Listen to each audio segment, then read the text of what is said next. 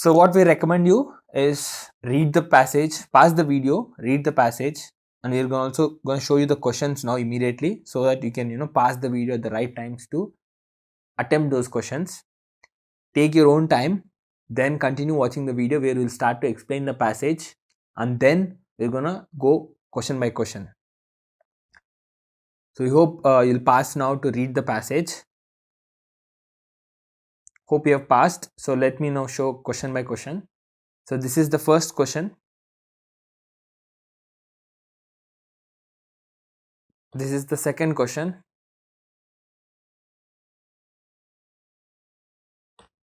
This is the third question. And this is the fourth question.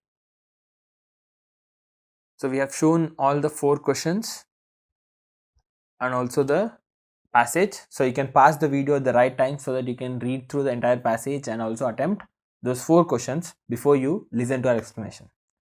That will be really good activity for you so that you actually attempt it on your own. Then you sit with us, discuss, understand the way we are looking at it and the way we are attempting it so that you can rectify your mistakes. So we hope you have passed and tried. So let's get started. Today's developing economies use much less energy per capita. So the energy per capita is like, if you've heard GDP per capita, it's basically the overall whatever the quantity be per capita is like the population of the country or whatever. If there's a country A which uses 100 units of energy and there are 100 people, so that's basically 1 unit per capita, something like that. That's what they're talking about.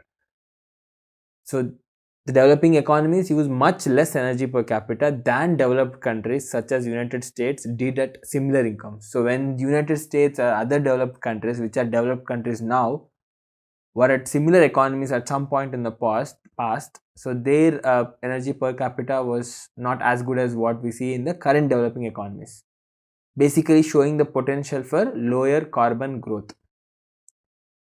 Adaptation and mitigation need to be integrated into a climate smart development strategy that increases resilience, reduces the threat of further global warming, and improves development outcomes. So adaptation is basically adapting to different situations, changing. For example, if you're talking about adaptation of policy, adaptation of the way technology or whatever we do, basically so that we get ready to whatever we might have to face in the future or etc. Mitigation is more like diluting or avoiding, reducing rather than avoiding of something. I'm mitigating something so that I'm trying to reduce the consequences or the side effects. Need to be integrated into a climate smart development strategy that increases resilience. So resilience is more like the ability to handle the tough situations or hard stuff, etc. Reduce the threat of the further global warming and improves development outcomes.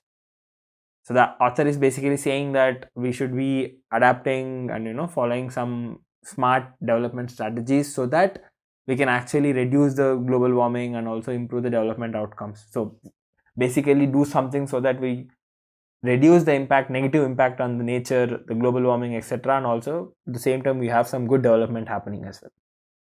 Adaptation and mitigation measures can advance development, and prosperity can raise incomes and foster better institutions. So it's basically saying adaptation and mitigation can advance development. So the author is basically believing that these adaptation and mitigation measures can indeed help us to develop faster, or maybe develop as a whole. Basically, maybe faster is the wrong word. And prosperity. So basically when we develop, we have better prosperity, can raise incomes and foster better institutions. A healthier population living in better built houses and with access to bank loans and social security is better equipped to deal with a changing climate and its consequences. So the author is actually continuing the argument with a simple line of reasoning, because he said that prosperity can raise incomes and foster better institutions. So the author is saying a healthier population living in better built houses. So that's when the whole country or the world is prosperous, there will be healthier people, as well as they will be staying in a good house, better built houses, and will have access to the bank loans and the social security is better equipped to deal with the changing climate and its consequences. So that's what the author is trying to sort of elaborate, right? Whatever he has talked about in this line, prosperity can raise incomes and foster better institutions. So he's just elaborating the same point. Advancing robust, resilient development policies that promote adaptation is needed today because changes in the climate already begun will increase even in the short term. So the author is again going back to the statement saying that we have to build development policies which are resilient and robust, that promote adaptation, because the changes in climate have already begun and it will be even more in the short term. So he's saying beware, we should actually focus more on the policies which are robust, resilient, and also promote adaptation so that we can tackle the problems that are being caused in the climate and the climate changes. The spread of the economic prosperity has always been intertwined with adaptation to changing ecological conditions. So intertwine is basically like going along with, growing together sort of. So the actual meaning is like this, right? When you have trees which actually, where you see the stems going one along with the other, so that's like intertwined. So the author is basically saying the spread of economic prosperity has always been intertwined with adaptation to changing ecological conditions. That is like goes in hand in hand. So basically both will happen, right? It can't happen just one alone. I mean, only one thing cannot happen is what the author is basically stating. The spread of economic prosperity and the adaptation to changing ecological conditions, they both sort of happen together. That's what he's trying to say. But as growth has altered the environment and as environmental changes accelerated, sustaining growth and adaptability demands greater capacity to understand our environment, generate new adaptive technologies and practices, and diffuse them widely. The author is again, using the word contrast, the word like but. So he said, yes, the economic prosperity and adaptation to changing ecological conditions happen together, but as the growth has altered the environment, the very economic prosperity leading to the growth has actually altered the environment, and as environmental change is accelerated, it's happening at a faster pace, sustaining growth and adaptability demands greater capacity to understand our environment, generate new adaptive technologies and practices, and diffuse them widely. So basically the author is saying that the growth itself is altering the environment and the change has accelerated. So to ensure that we are growing at sustainable rate and as well as adapting to these changes, it basically demands us to understand environment, get new adaptive technologies and diffuse them widely. As economic historians have explained, much of the humankind's creative potential has been directed at adapting to the changing world. So this is one of the lines he's stating that economic historians have explained the humankind's creative potential has been directed at adapting to the changing world. So most of our humankind's creativity has been, the energy has been channelized or directed at adapting to the changing world. But adaptation cannot cope with all the impacts related to climate change, especially as larger changes unfold in the long term. So again, the author is sort of sending a warning that adaptation that we have cannot cope with all the impacts related to climate change because larger things can unfold in the long term. Countries cannot grow out of harm's way fast enough to match the changing climate. So he's again sort of giving a warning that countries cannot grow out of harm's way fast enough to match the changing climate. So there is some harm that's coming out. So countries, even though are trying to change so that they can outrun the harm, that's not going to happen is what the author believes. And some growth strategies, whether driven by the government or the market, can also add to vulnerability. So he's saying some of the growth strategies, whatever the reason be it by the government or the market itself, that is basically the businesses, companies, people, etc., actually can cause the negative results, can also add to vulnerability, particularly if they overexploit the natural resources. He's sort of saying that if we overexploit natural resources, it's going to actually add to the vulnerability, that is negative effects in the climate changes, which is going to affect the whole population, the countries, the world, whatever the way we look at.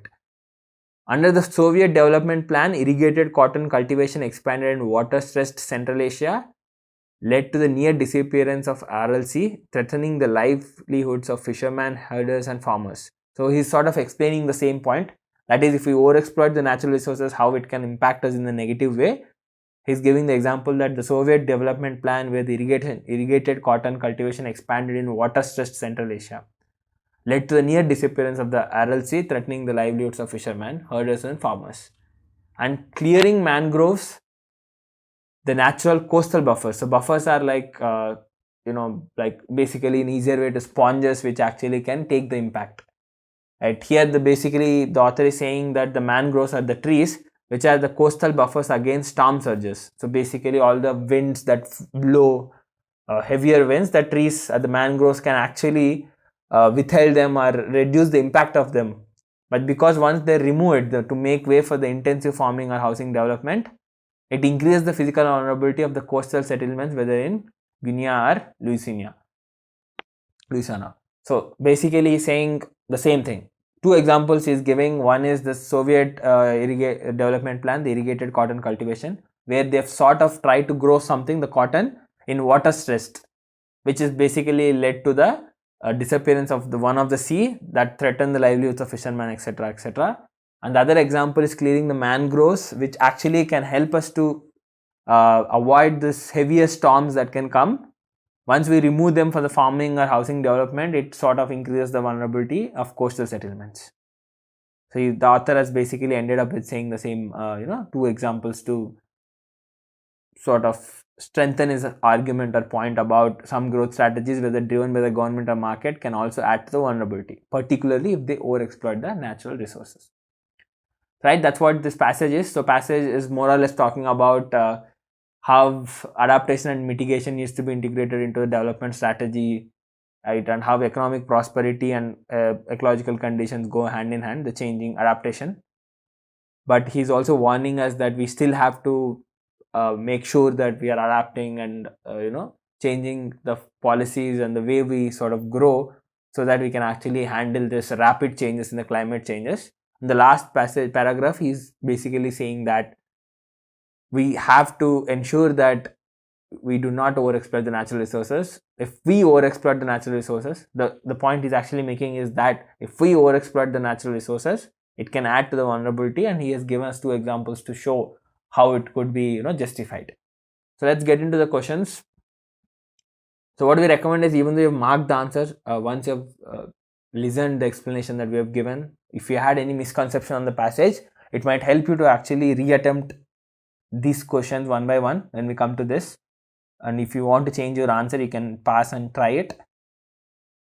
So the question is, which of the following conditions of the growth can add to the vulnerability? So we have 4 statements, and then the question is basically asking us to select which of the 4 statements are true. It could be one or multiple statements being correct. So let's go statement by statement. When the growth occurs due to the excessive exploitation of mineral resources and forests, the first point, so which of the following conditions of growth can add to the vulnerability? This is basically focusing on the last paragraph point, where the author was talking about growth strategies, whatever the reason be, government or the market, can also add to the vulnerabilities, particularly if they overexploit the natural resources. This question basically is based on this line, and we can answer based on that line. So it's basically a specific detail based question. Right, if you've seen our classification of question types, so this will fall under the specific detail based question. When the growth occurs due to the excessive exploitation of mineral resources and forests, which is true, because we see here, right, so add to the vulnerability, particularly if they overexploit the natural resources, which is what the first statement is. So growth occurs when the growth occurs due to the excessive exploitation of mineral resources and forests, that can add to the vulnerability. When the growth brings about a change in humankind's creative potential. This is a wrong statement. The trap in this is this, that if you have not read the passage and understood clearly, you might confuse yourself with this word, humankind's creative potential. These words are used in the second paragraph, basically, where they said economic historians have explained much of the humankind's creative potential has been directed adapting to the changing world. Nowhere they have talked about this being the reason for adding more vulnerability or anything. So this is like a trap where they'll use some words in the passage which are used somewhere or the other, but they do not make a correct statement. it is not a correct statement according to the passage. Forget about being adding to the vulnerability or anything. The author has never talked about the growth brings about a change in the humankind's creative potential or something like that. So even though we see these words, but nope, this is not going to add any vulnerability. When the growth is envisaged only for providing houses and social security to the people. Again, similar type, we have read the word somewhere providing houses and social security in the first paragraph, where they've talked about the prosperity with, better built houses and social security, which is, basically prosperity can foster better institutions and that would lead to handle the changing climatic conditions better. Again, this has nothing to do with adding more vulnerability, right? If this statement basically says that if we only focus on growth by providing houses and social security to the people, that can add to vulnerability. Again, some words are used in the passage, yes, but not going to be related to the actual question in any way. So again, it's a wrong option, a wrong statement actually. When the growth occurs due to the emphasis on farming only. So this one is slightly tougher one. If you are confused, I would straight away say it is also a wrong statement. Why? Because this sort of goes with these examples as an explanation. See, if you see both the examples, Soviet development plan, irrigated cotton cultivation, water stressed Central Asia, blah blah blah. Basically, it's talking about cotton cultivation, which led to the water being disappearance of water, which made it difficult for others. That's also related to the agriculture farming. Clearing mangroves make way for intensive farming. Again, focusing on the farming. If we clear mangroves, that's gonna lead to the physical vulnerability. Both the examples are sort of showing that focusing on the farming for the growth sort of leads to vulnerability, which is what this option sort of looks like. When the growth occurs due to the emphasis on farming only. The problem is with this word only. You see, the author is not saying that farming is the only problem if we focus. The author is saying that if we exploit the mineral resource and natural resources, if right, that's what they say, right? Particularly if they overexploit the natural resources, that's where the problem is. Though the two examples the author has made are sort of looking the to give us this feeling that farming, if I focus on farming for the growth, this will lead to the vulnerability, right? This is not a right inference because the author has given two examples, but what is the main point he was making that if we overexploit natural resources, that will lead to the vulnerability, right? These two are agreeing with this, but the author has just picked two examples which are focusing on farming. It could have been that author, let's say, has given example 3 where he was talking about mining, right? For the growth, we have started to mine, or for example, we started to build some thermal plants to produce more energy for factories, etc. That was also over exploiting natural resources. That could also lead to the vulnerability, right? The author is not saying that it's only the farming. That's the very reason that the fourth option is not correct, right? This is like 1 to 2 words incorrect sort of statement. I would strongly say that the keyword is the only thing which is making it wrong, because the growth, if is focused on farming alone, is not the cause to the vulnerability, right? Farming, yes, if we excessively focus on farming and not actually focusing on the farming part, it's actual issues with that. Due to that, if I actually exploit the resources more, that's when I see the problem with the vulnerability. So again, this is also wrong option. So this is the correct option. Only the first statement is correct. Rest of the 3 options are wrong. The next question, which one of the following statements constitutes the central theme of this passage? This is like the general question, the type of question according to our classification. Theme of the passage, the main theme, the central idea of the passage, what is the main point the author is trying to drive.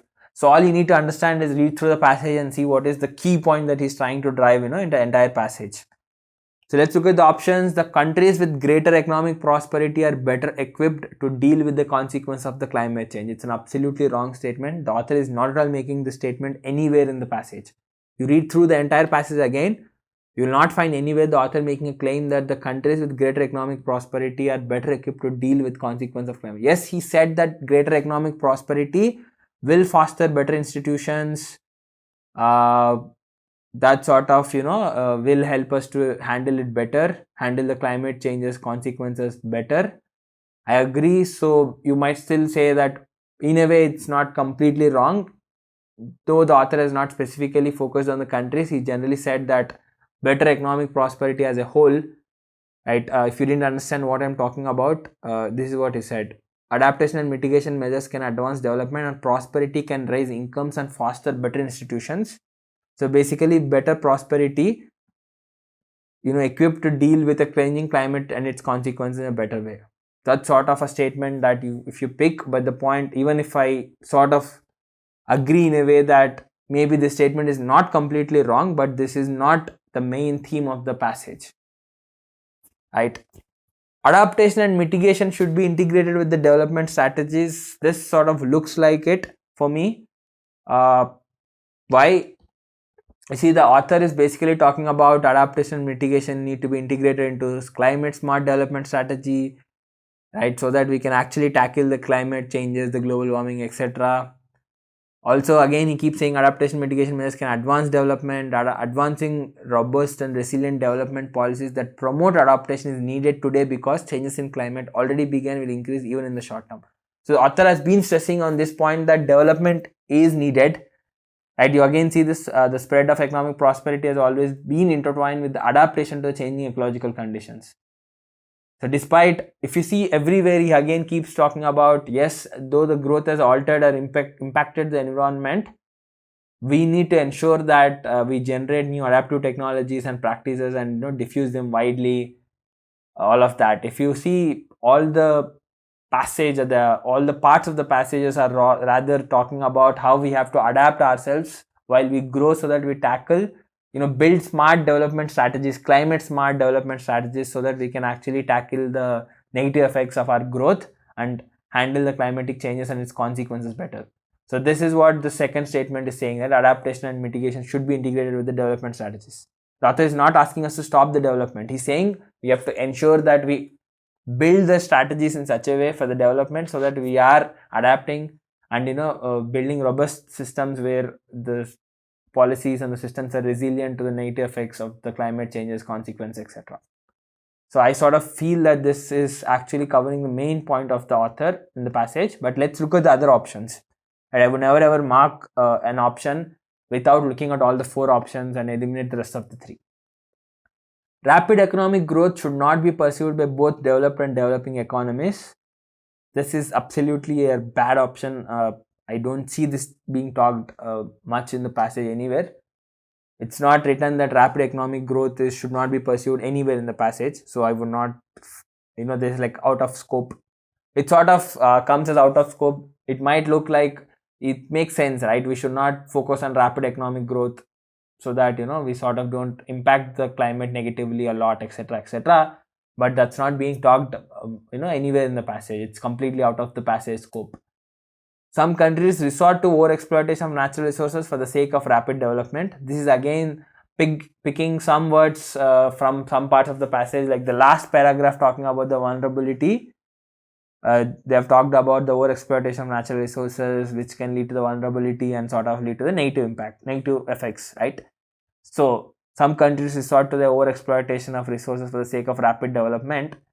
If this line, the question was talking about the summary of the last passage, maybe this could have been slightly better out of all the options, even though I don't think this is the best even in that case, but out of all the options. But anyways, the question is not asking for the last paragraph, it's asking for the entire passage. This is not the main theme that the author is talking in the entire passage. So this is the correct option for me. That is actually talking about the overall theme of the passage, or the key point that the author is trying to drive in the entire passage with the 3 paragraphs. Which of the following inferences can be made from the passage? So this is basically inference based question.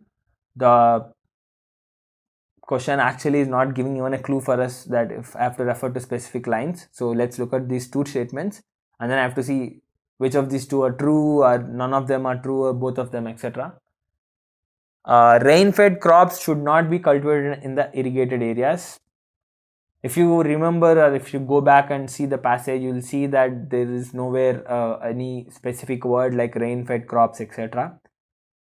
If you try to sort of deep dive and see where this statement could be coming from, this could be coming from the last paragraph again. where they were talking about cotton in water stressed area.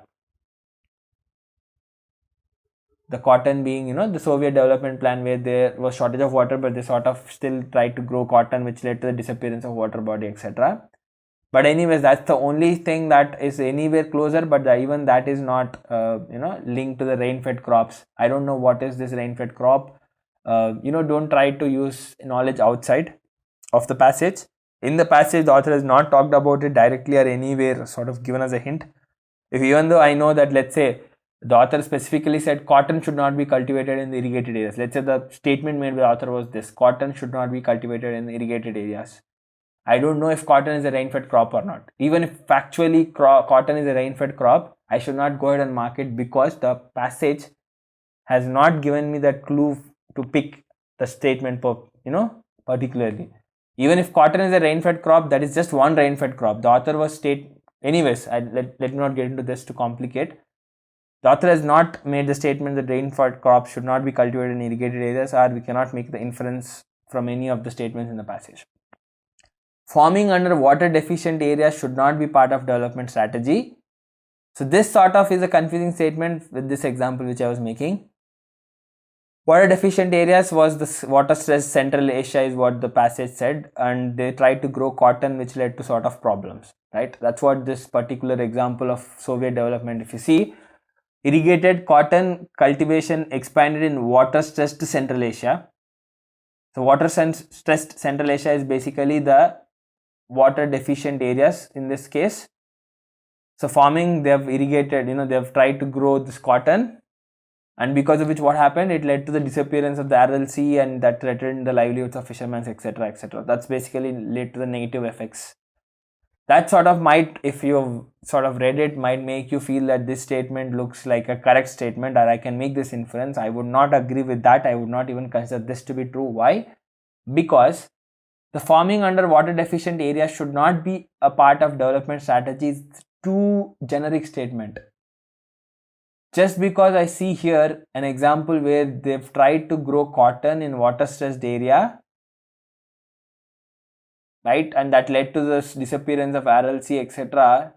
I should not make the statement that farming under water deficient areas should not be part of development strategy. That is absolutely a bad statement to agree with, because we don't know to what extent the cotton was tried to be grown here, right? Let's say there is a water stressed area.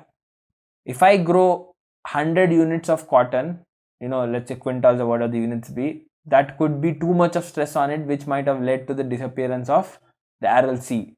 If I try to grow only 1 unit of cotton, it might have not led to any issue with the Aral Sea. Might be, right? That's too much of a statement to make, that just because they try to grow cotton, which is not clearly explained in the passage, that to what extent they try to grow or something. Just a cotton example with one example cannot make me go ahead and make this inference that everywhere in this world we should not farm in any water deficient areas, because that could lead to the overexploitation of resources and could be problematic thing, right? The author is not giving that hint. As I said again, he just took an example to say that if we overexploit resources, it would lead to the vulnerability, right? This could be a complicated statement to not tick if you sort of read it too well. If you don't really understand the passage well, if you couldn't link these two, you might actually go ahead and mark that also the wrong statement, which could lead you to go ahead and mark D, which could be a lucky one. But generally, if you've sort of thought about this being linked to this cotton water stressed area, the issue with this is this: we get to see these sort of traps very frequently, where a particular example would make you feel that this inference is correct. But the point to be noted is this, that just because of one example, even in which I don't have complete information on how much of quantity was being tried to be grown, and would that be a really bad idea to grow, he's just given an example to say that over exploitation of resources should not be done, right? If I just grow or farm under in water deficient areas, it just depends on to what extent I'm growing or farming, right, to take it to the over exploitation, or am I just using the limited resources. And also there are always cases where I can grow crops which are not going to take a lot of water, and that could work out for water deficient areas. We can keep arguing in that open area. So that's why I'm saying we cannot make a generic conclusion like this from just a single example that we have in the passage. So we should not mark this. So I will go ahead and say that option D is the correct one. What does low carbon growth imply in the present context? This is sort of again a specific detail based question, because we see the author making this word low carbon growth in the first line of the passage itself. You see this right here, low carbon growth. So he was saying today's developing economies use much less energy per capita than developed countries such as United States did at similar incomes, showing the potential for lower carbon growth. Then he went again talking about adaptation, mitigation, have to be integrated into the climate smart development strategy, etc., etc. He didn't go ahead and explain anything about the lower carbon growth. So generally the idea is this, right? If you see the energy is all sort of, you can think of in two ways. Carbon footprint is one way to look at it. That is basically how much of carbon emissions are done into the carbon monoxides, etc., are being released into the environment, which is the cause for the global warming and all other negative impacts we see. So the lesser the energy is consumed, lesser the carbon footprint is, lesser the carbon emissions are. So that's a good sign that we are not impacting too much in the negative way. So that's an outside the passage information. That is something that I know, that's why I'm talking about it, but we should not use that. Even if you know it, sort of keep that aside, because we should use only what's being talked in the passage, and passage is nowhere talking about anything related to lower carbon growth. All I can only infer is this: if I use lesser energy, that sort of looks like a potential for lower carbon growth. That is the only inference I can make from the passage. So the first statement says more emphasis on use of renewable source of energy, not making much of a sense, because nowhere I've seen the authors talking about the renewable sources or etc. Right? If I am using less energy, that's leading to low carbon growth. Agreed, does not mean that I'm using more of renewable source of energy. Right? That's not a right inference.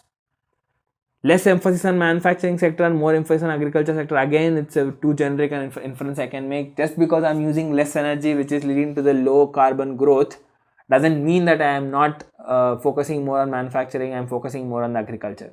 Not necessarily true. If you see, right, you can maybe build an argument saying that, see, where do we consume power? In factories, right, in manufacturing sector. In agriculture, the consumption of power would be very low compared to manufacturing. If the focus is more on the agriculture, automatically per capita consumption should be less.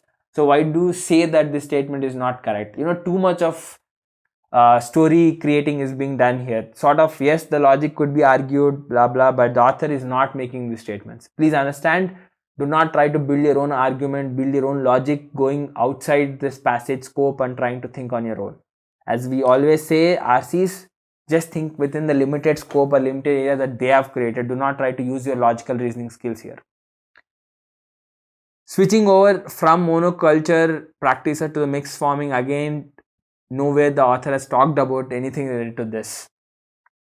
Less demand for goods and services, again, the author has not talked about anything like this, about less demand for goods and services. The only inference I could make is this, that the energy consumption is low. That if there was a statement saying that what does low carbon growth imply in the present context, is that we are using lesser energy to live a normal life, etc. Maybe that could be a decent inference or implication that I can take from what the author has talked in the past. Other than that, talking about lesser demand for goods and services, monoculture practices to mixed farming, all of this, even if you have out and out knowledge on environmental protection practices and you know that that's absolutely right, but do not mark it because that's outside the passage scope, outside the passage information. I cannot use even though it's a factual information. So I would go ahead and mark this none of the above implies low carbon growth. For me, the author has not talked about any of these points. So I would not consider them to be the implications of the low carbon growth. That's why I would not mark any of those four statements as correct. So I would go ahead and mark D, none of the above implies low carbon growth.